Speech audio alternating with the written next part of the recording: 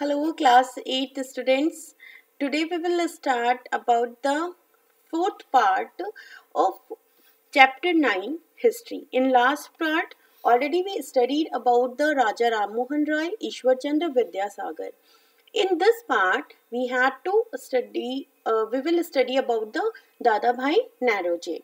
Dadabhai Naroje, who was born in 4th September 1825, was also known as a Grand Old Man of India, an official ambassador of India, was an Indian scholar, trader, and politician who was a Liberal Party member of Parliament in the United Kingdom House of Commons between 1892 and 1895, and the first Asian to be a British MP. He was only the Indian who worked as a Indian National Congress, of which he was one of the founding members, and thrice in 1886, 1893 and 1906 elected president. तो बहुत सारी खूबियां हैं इन दादा भाई नेरोजी में, but उसके साथ ही जो आपके चैप्टर में आपके सिलेबस के अकॉर्डिंग है वो उनकी बात करते हैं हम. ओके, सो शॉर्ट में पढ़ेंगे, छोटा सा और इंटरेस्टिंग सा. He was a Parsi social reformer. ये पारसी थे बाय कास्ट, और बेसिकली अगर बात करें तो ये वुमेन रिफॉर्मर थे. ओके, ये गर्ल्स के बारे में ज्यादा सोचते थे. He was also known as a grand old man of India. He wanted uniform laws of inheritance and marriage for the Parsis.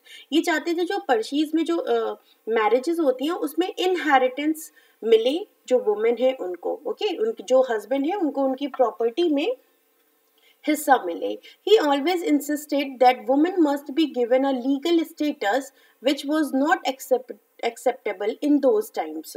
ये चाहते थे कि जो वुमेन है उनको लीगल स्टेटस मिले जैसे मेल को मिलता है या मैन को मिलता है वैसे ही, क्योंकि उस टाइम पे जो महिलाएं थी उनको इतना वैल्यू नहीं दिया जाता था, बट ये अपनी तरफ से कोशिश करते रहते थे. He laid the foundation for girls education in Bombay. इन्होंने पहला जो गर्ल्स के लिए स्कूल है वो बॉम्बे में उसकी फाउंडेशन डाली थी.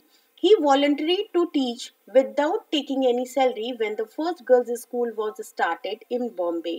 जब पहला गर्ल्स स्कूल बॉम्बे में स्टार्ट किया उस टाइम ये बिना सैलरी लिए गर्ल्स स्कूल में वॉलंटियर की तरह पढ़ाते थे. ओके, उसके लिए वो कोई भी पेमेंट या फीस चार्ज नहीं करते थे.